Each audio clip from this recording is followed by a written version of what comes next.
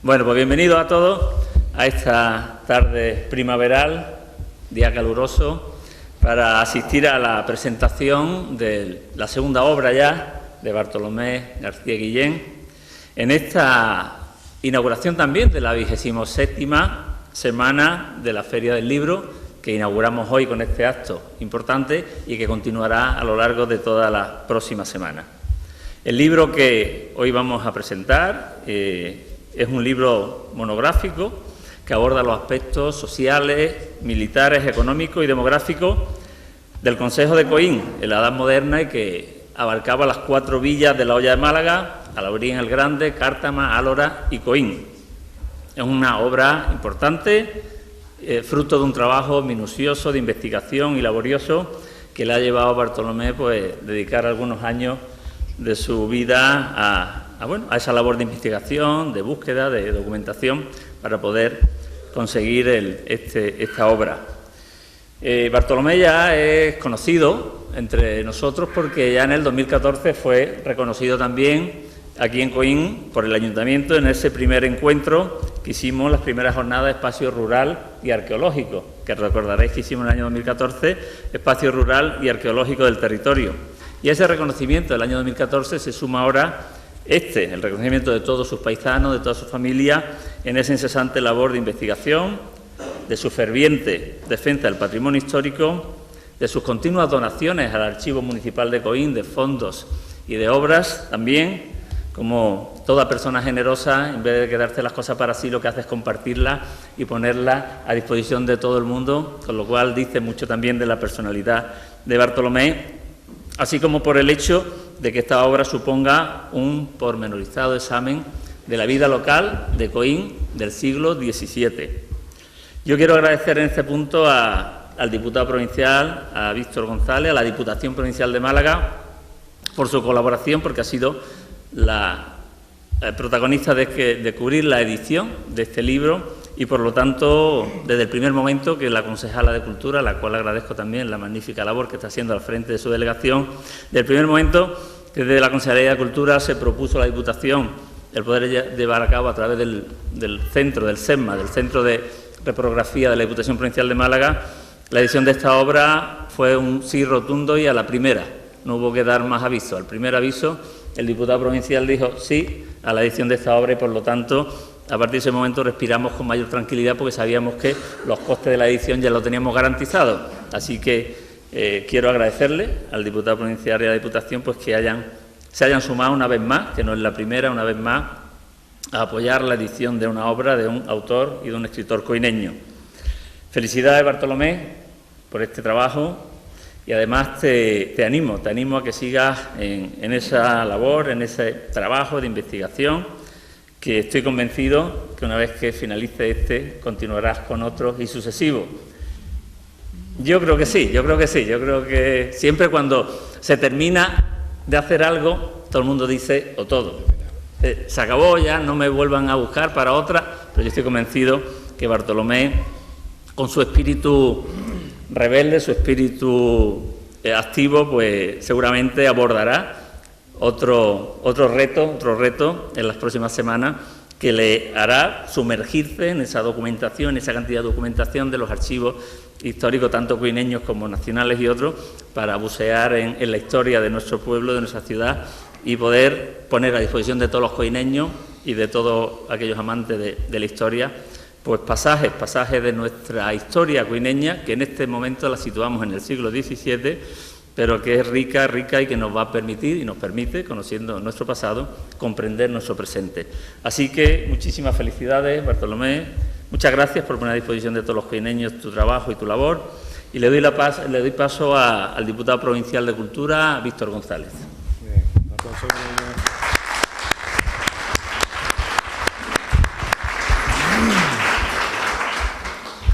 Querido alcalde, muchas gracias.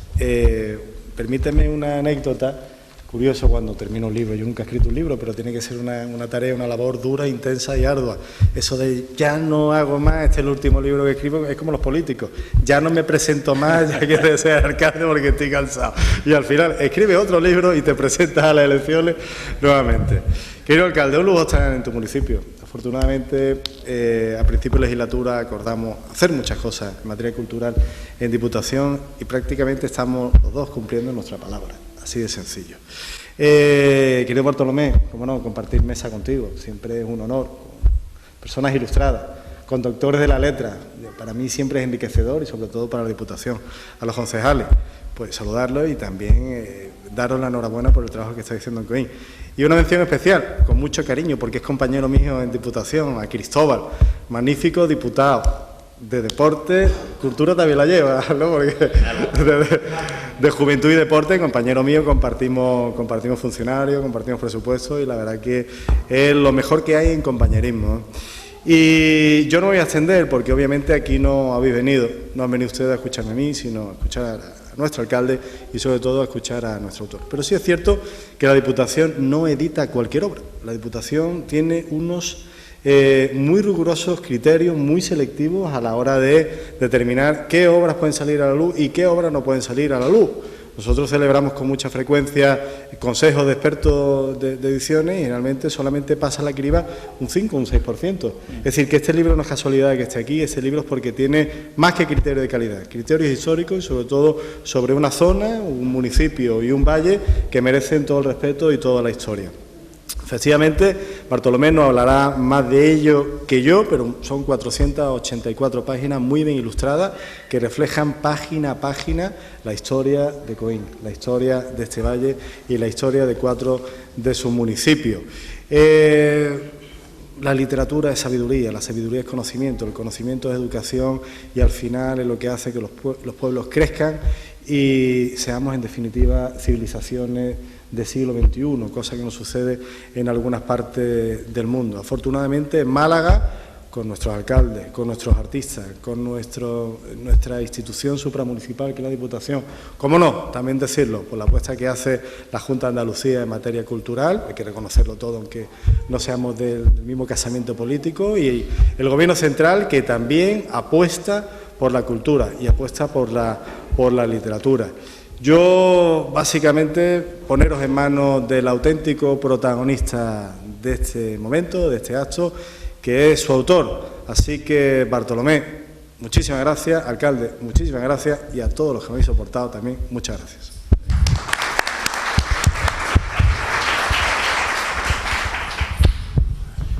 Buenas noches, señor alcalde, señor diputado. En el orden no sé quién tiene preeminencia, está en el centro.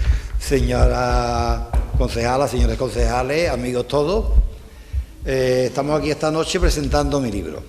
Bueno, pero yo lógicamente quiero recordar también, además de agradecer las palabras, los elogios tan inmerecidos, por supuesto, tan merecidos de vez en cuando, pero bueno, lógicamente los elogios sobre mi persona, sobre mi trabajo, por supuesto, pero yo me siento orgulloso de poder aportar una nueva obra a las que ya existen de Coín y de su entorno en los últimos años. Cada vez más enriquecedor el conocimiento que tenemos de nuestro pasado histórico o de nuestro presente incluso. Mostrar mi reconocimiento también a aquellas personas que a lo largo de todos estos años me han ayudado, me han aconsejado. En este momento recordar sobre todo a mi añorada Maribel Pérez de Colosía, la doctora de Colosía, mi directora no solamente de la tesis, sino de muchos otros trabajos que hemos presentado conjuntamente. Los funcionarios que a lo largo de los años que yo estuve tratando en el archivo municipal, la ayuda y el consejo que me prestaron, hay que reconocer también la labor de las correspondientes concejalías en su momento o los alcaldes que me ayudaron. Y, como no, a mi familia, por supuesto, por aguantar, por soportar, por todo el tiempo no dedicado a ellos. Antes yo quisiera, de empezar a hablar del libro, unas pequeñas pinceladas sobre mi trayectoria profesional. La mayoría de los presentes me conocen desde hace tiempo, aunque yo soy, muchas veces digo, un coíno casi renegado, porque vengo pocas veces, pero por supuesto me conocen por mis años de trabajo aquí, porque soy de aquí, porque mis hermanos viven aquí todavía algunos. Cuando empecé la nueva andadura, yo soy maestro, soy profesor de instituto, soy doctor en historia, pero bueno, el doctor es un caso, como yo digo, nada más que un mérito. No soy doctor honoris causa, sino doctor por el derecho. Estando en el Licino de la Fuente, 4 cursos aquí en el instituto, coincidieron con el momento en que había empezado a hacer la preparación para el doctorado. Uno de los requisitos es demostrar suficiencia investigadora. Si no demuestras esa suficiencia, pues no tienes capacidades para continuar la tesis. Entonces, aprovechando que el magnífico corpus documental que existe en nuestro archivo municipal, el mío no, pero bueno, digo como pueblo, por supuesto, pues lo hicimos sobre eso. Y claro, lógicamente, de ahí el resultado fue el catálogo inventario del Archivo Municipal de Coín, siglos XVII y XVIII, que es la obra anteriormente también editada en colaboración con el Ayuntamiento y la Diputación de Málaga. Tras esa búsqueda de los siglos XVII y XVIII, el papeleo, decidimos continuar la tesis doctoral sobre ese camino, desentrañar estos viejos papeles, qué se podían sacar de allí, qué parte nos interesaba más de ello. No solamente el batiburrillo de datos que fuera el catálogo, que lógicamente es una especie de bodio que sirve como un instrumento de búsqueda o de investigación posterior, pero centrando el trabajo lo íbamos a centrar, estuvimos discutiendo en qué, aunque no, en el estudio de la institución, del ayuntamiento, en aquel tiempo llamado concejo. Tanto digo concejo, y repito la C, porque la confusión actual con consejo, de ahí viene concejales y viene el sistema concejil, por supuesto. Las ciudades, las urbes, es urbanismo, es municipalismo, y los pueblos eran consejos. Desde ese estudio era el funcionamiento del ayuntamiento, los entresijos de la institución, sacar lo que se podía sacar de estos papeles, de esos viejos papeles, como decimos muchas veces, los legados, ¿no? Y la administración local, la composición, la estructura, el funcionamiento de una población menor como era Coín, pero por supuesto, al ser tan mínimo, y era una tesis doctoral, habría que ampliarlo un poquillo más, implicando a lo que era el corregimiento de las 4 villas de la Hoya de Málaga, ya sabidos, también conocidos por todos, desde 1666, que se impone en realidad como un castigo. A fin de cuentas fue un castigo, es quitarle la autonomía que con tanto esfuerzo se había podido llegar a conseguir, la independencia, entre comillas, pues no hablamos nunca de independencia, y entonces este proyecto culminó en el año 2009 con la defensa de la tesis doctoral. De lo que este libro es un trasunto. ¿Es completo? No. La tesis doctoral está completa en el repositorio de la Universidad de Málaga, se puede bajar perfectamente todo el mundo, es algo más, hubo que reducir algunas cosas, y en este momento tengo que agradecer la labor del equipo de gobierno, de la Junta de Gobierno, de la Diputación, que no solamente lo que me acaba de decir Víctor, sino también por María del Mar Castellano, o por Victoria, o por algunos de los profesores como Mario Enrede y mismo Carlos San Millán, son participantes, son miembros de ese consejo. No, esto no es una labor, no es por tu cara, sino porque el libro es interesante. Yo creo que es interesante. Interesante porque da a conocer más que una historia de Coín. Lógicamente yo no he puesto la historia de Coín, ya afortunadamente desde hace muchos años hay otros autores que lo han hecho, la historia de Coín, de Roque Naranjo, hay trabajos publicados como las crónicas de fotográficas o las crónicas del señor García Güera. O sea, hay una serie de trabajos sobre Coín, de la zona, de filosofía también, los cursos, las jornadas de filosofía, los trabajos individuales en las actas, en las jornadas que se han ido haciendo en los últimos. Me parece que hace ya demasiados años, porque estoy hablando de hace 20 y 25 cuando este proceso ha comenzado. Y cuando me pongo a mirar el libro, digo que un libro cuando se hace florece, como en la primavera florecen los errores, las erratas, Y algunos se detestarán, por lo tanto, al que lea y encuentre alguna, pues por favor que me perdone, porque yo echaré las culpas no a erratas de imprenta, sino a tener que modificar algunas, eliminar algunas cosillas.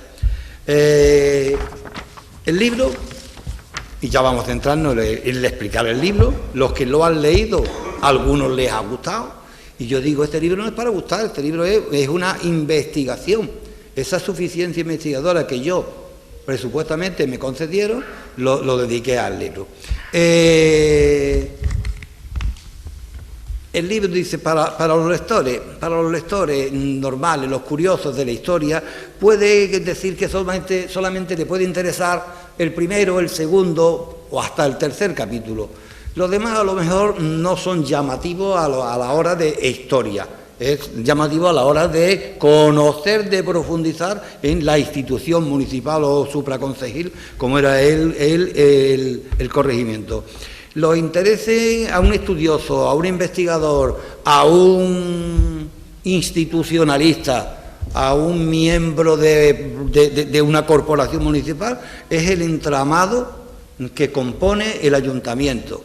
Hoy día podríamos decir que hay, yo qué sé, 100, 200, 500, 2.000 funcionarios trabajadores en un ayuntamiento como Coín, desde la limpieza hasta... Porque claro, cuando nosotros éramos pequeños, jóvenes, pues tendríamos 5 guardias, habría 3 barrenderos, hoy día todo se ha acumulado. Ese entresijo habría que buscarlo también en los años 1600, que es lo que yo he hecho este estudio. El complemento de toda obra tiene una bibliografía que es interesante, supongo, a mí me parece muy interesante, y unos apéndices también, que se han reducido, por supuesto, por la amplitud. El primer capítulo es una miscelánea, a fin de cuentas, para que entendernos, un batiburrillo, donde yo he intentado meter una serie de conceptos, de ideas sobre los aspectos antropológicos, con las fiestas, con la religiosidad, con aspectos demográficos, aspectos geográficos, y ese batiburrillo de las 4 villas es lo que engloba, diríamos, al corregimiento. No olviden que yo estoy diciendo Coín y el corregimiento.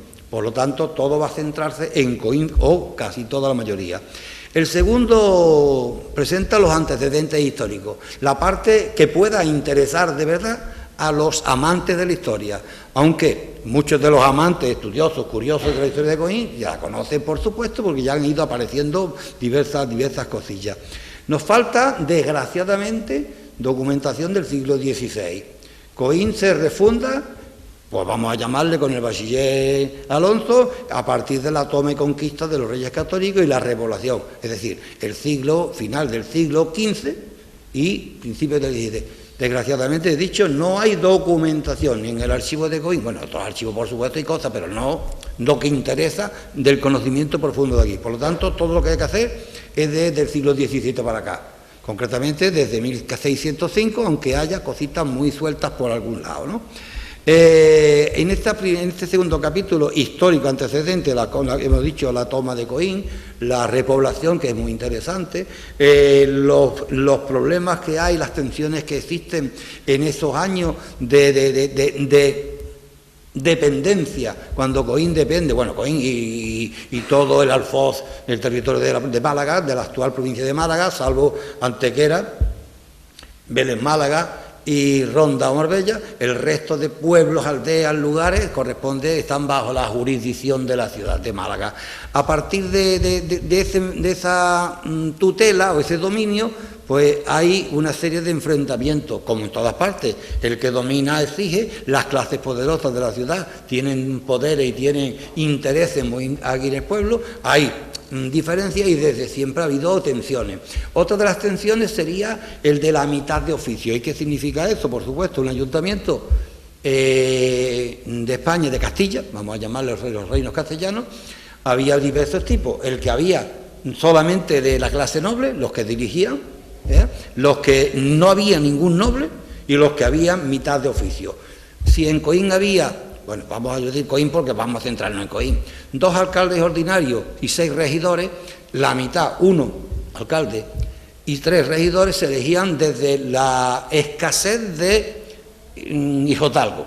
Aunque hubiera nada más que 5 o 6 familias, había mitad de oficio. Y el resto, los otros 6, los otros 3 y 1, pues se elegían desde el resto. ¿Cómo se elegían? Todo eso se explica en este trabajo, en esta investigación. Por supuesto, por el método de insaculación. Los historiadores de la parte valenciana conocen más el tema de la insaculación. Aquí llamamos el meter en un saco, meter en un sombrero, las listas que se confeccionaban o que confeccionaban los regidores salientes. No olvidemos que estamos hablando de regimiento.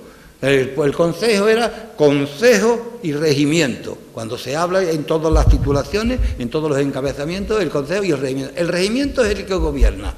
De ahí la palabra regidores, cuando no es el alcalde el regidor. Se ha quedado como entre época romana y época antigua con el regimiento. Los alcaldes tenían una potestad. A fin de cuentas era la justicia. Eran, aunque no tuvieran ninguna categoría, ni que tuvieran estudios, ni eran expertos, ni técnicos, ni nada, es los que entendían en las causas civiles y criminales de menor cuantía. Las de mayor cuantía corresponderían al corregidor de Málaga, luego en su momento, cuando aquí hay corregidores, el corregidor es el que lleva la justicia, o a su alcalde mayor, que es el que entiende, era más entendido, o era un técnico en la materia, un letrado fundamentalmente. El sistema sigue esa prehistoria, esa historia. Los poderosos, en otro momento, cuando se consigue la independencia, la lucha, lo que nos cuesta, lo que les cuesta a ellos, y luego digo nos cuesta, ¿por qué? Porque a la larga eso afecta en detrimento de la economía de un concejo que pierde poco a poco su poder económico de las posesiones de los propios, ¿no? El conato de los poderosos de hacerse con la villa, el regimiento cerrado, la patrimonialización, es decir, cuando una serie de personas compran títulos de regidores para eliminar el sufragio diríamos, democrático, aunque es mentira, no existe democracia ni existe independencia, pero cuando elige el pueblo, o cuando medio eligen los representantes del pueblo, o cuando se hace. Todo esto es aderezado con la grave crisis que asola a España y de Europa en el siglo XVII. Bandolerismo, fraude, muchos conflictos, muchas tensiones, eso es lo que produce la historia de esta primera parte del siglo XVII. Tan mala, tan nefasta fue la administración de justicia durante esos años que, y ya he dicho antes lo de castigo, el gobierno central, la administración central dice vamos a imponer un corregidor. Un corregidor. ¿Qué es un corregimiento? Pasamos a otro capítulo, la estructura administrativa del corregimiento. Pues lógicamente un señor, un mandatario con otras categorías que suplanta, que ya sustituye, que elimina el esfuerzo de los alcaldes, es decir, no existen ya los alcaldes, sigue habiendo regimiento, pero ahora es el representante regio nombrado desde la corona y este es el que gobierna en el pueblo y en los otros 4. Lógicamente, durante todo este tiempo, siglo XVII o la segunda parte del XVII, la estructura administrativa del ayuntamiento sigue siendo igual. Sigue habiendo los mismos números de concejales, llamémosle regidores, los 6, y se sigue eligiendo casi con el mismo sistema. Luego llega un momento en que el saliente, los 6 que salen, proponen por su cuenta y riesgo a su sucesor. Pues aquí ya no sé si va a haber un clientelismo político o sigue habiendo una, no corrupción, pero sí hay alguna cosilla, lógicamente. Es interesante decir que en la misma elección de ese encantaramiento o insaculación, las 10 papeletas que se sorteaban, de las 30 o 40 que se podía haber hecho en la insaculación, las 2 primeras eran para los alcaldes. Las otras 6 para los regidores. Luego se elegía también a un mayordomo de propio y no entraba en la suerte el alguacil mayor cuando no estaba arrendada para sacar beneficios. El alguacil mayor, que siempre tendría que ser una persona con ciertas facilidades para perseguir a los delincuentes o futuros delincuentes, por supuesto. El sistema es el mismo. Luego, el entramado administrativo lo conlleva muy bien siempre un escribano. 2 escribanos de cabildo, que podríamos decir que cuando actúan como escribanos de cabildo, podríamos decir los secretarios del ayuntamiento, son los que continúan, son los que llevan todos los papeles, guardan los papeles. Y luego tendríamos en su actuación particular, serían los notarios, actuaban como notarios bien, algunos eran escribanos de números, otros eran escribanos de comisiones, otros eran escribanos de comisiones obreras, por supuesto, de comisiones, en las comisiones y tal, ¿no?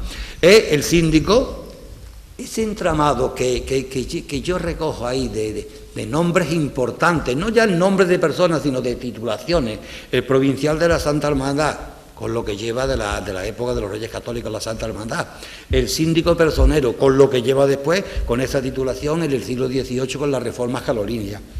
Todo ese personal, desde examinadores, desde veedores, desde depositarios, es decir, una cantidad de personal al servicio de la administración local que hace que el estudio sea de verdad bastante fuerte.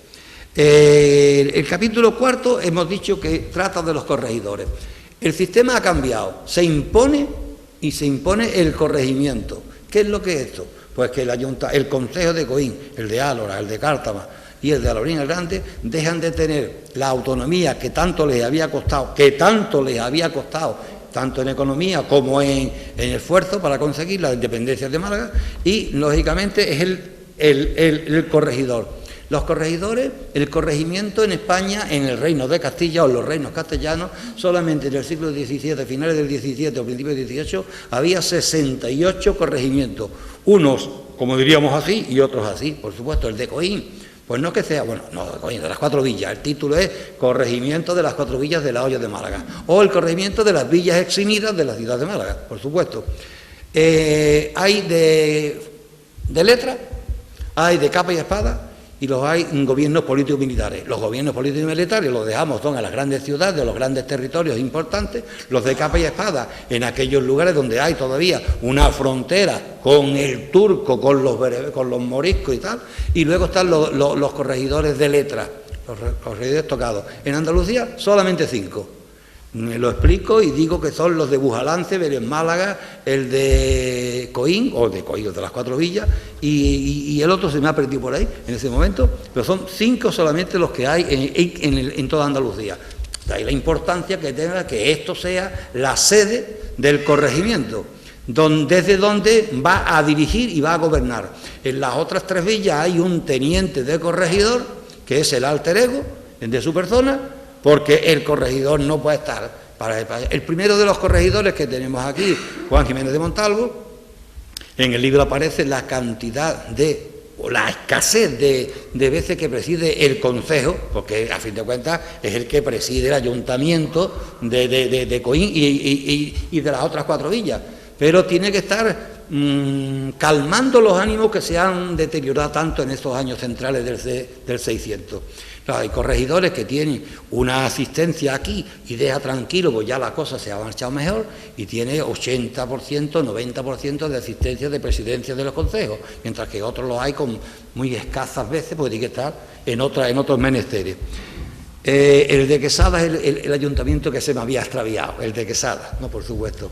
Entonces, tengo en ese apartado un aspecto también biográfico del sus cursus honorum, de quiénes eran, qué hicieron, dónde además actuaron, y algunas cosas en las que se vieron complicados.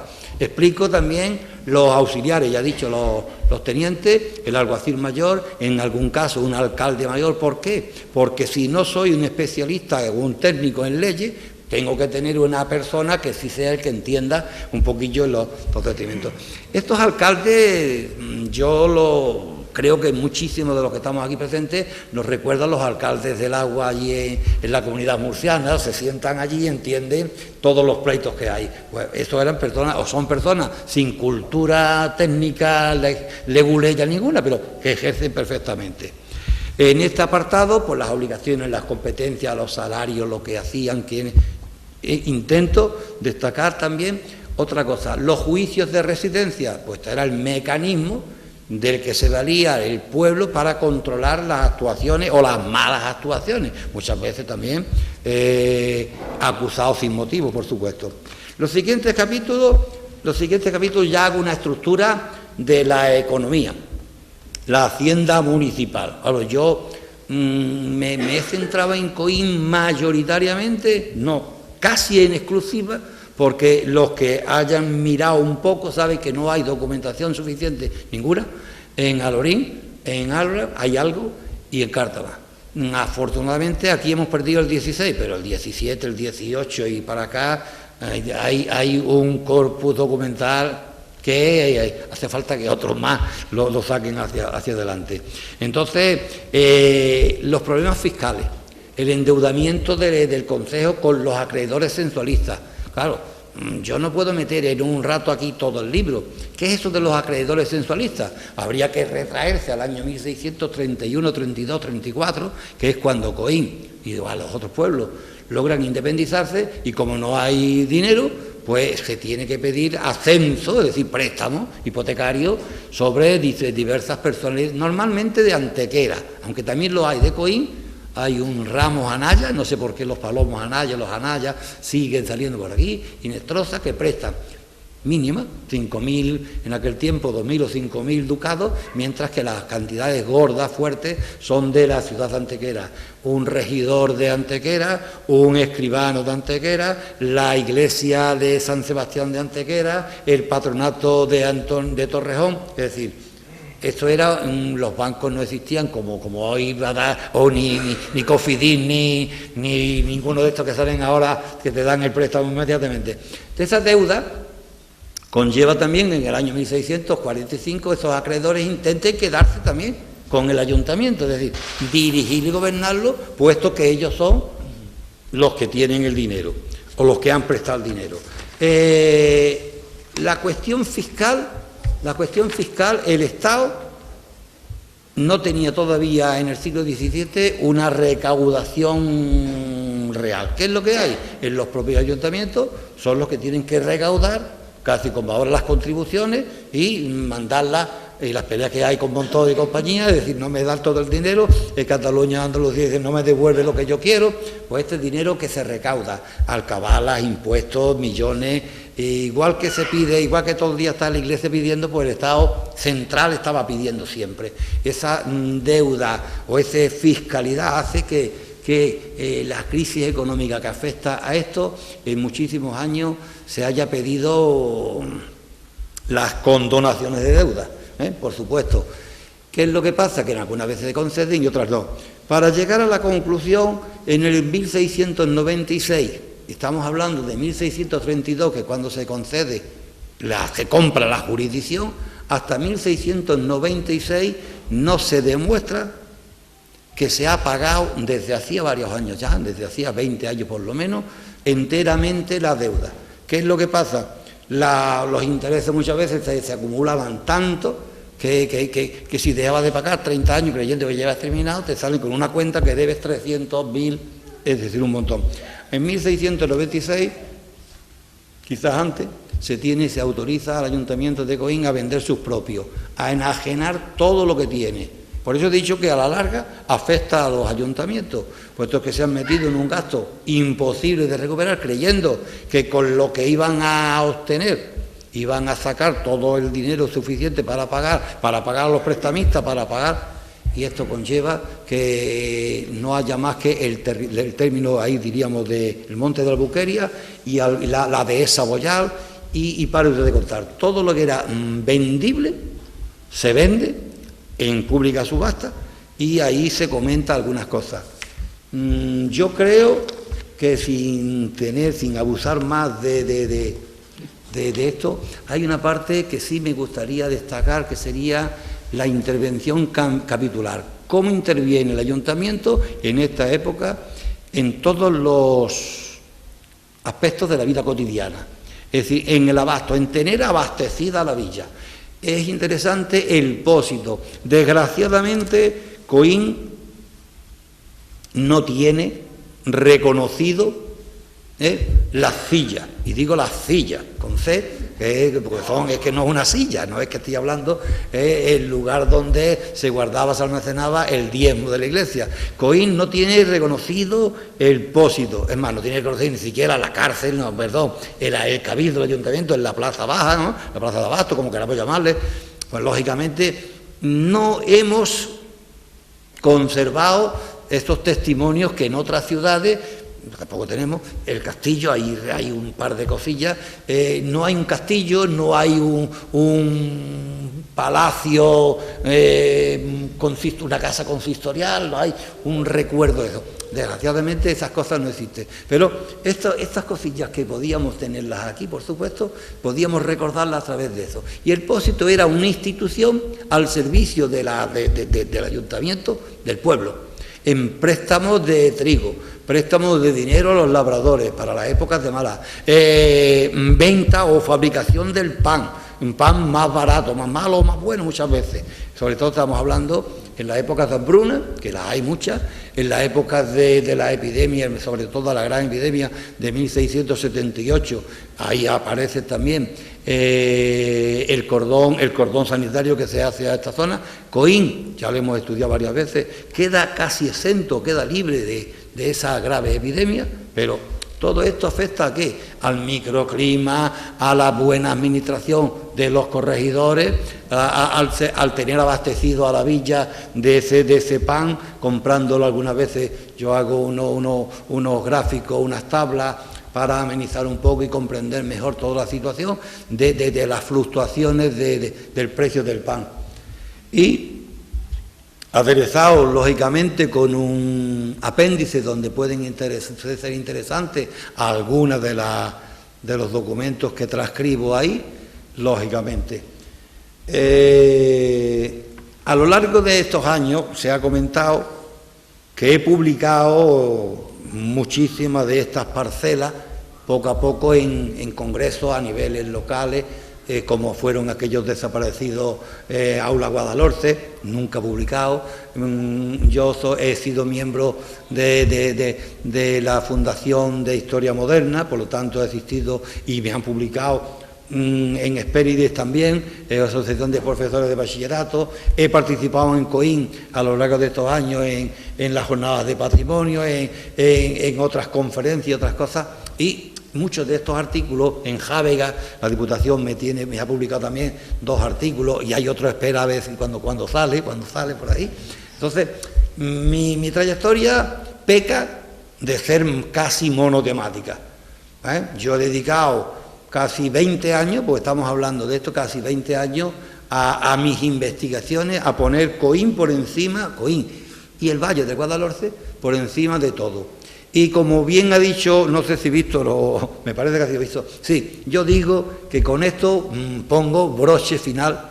Tenía que haberlo puesto hace 5, 6 o 7 años, bueno, pues esto se ha ido dilatando, se dilató el terminar la tesis, se ha dilatado la presentación de la publicación del libro, pero yo pongo el broche final, no me paro, porque lógicamente hay tal clase de documentación guardada y almacenada y escrita y metida en los archivos del ordenador, que de vez en cuando hay que estar resacándola. Y la otra cosa que sí aprovecho para traer también otra serie de fotocopias del archivo de Simancas, puesto que lógicamente que creo que el mejor sitio para tenerlo es en el Archivo Municipal de Coín, y que los que tengan el interés, que a mí me va faltando, por supuesto, nuevos bríos vayan sacando, vayan buscando. Ahí están las cuentas, ahí están todas las cuentas de la compra, de ese entresijo de cuánto se debe, de cuánto se paga, de cuánto se hace, y otra serie de cosillas más. Muchas gracias por su atención y espero que no se hayan aburrido demasiado. Muy interesante.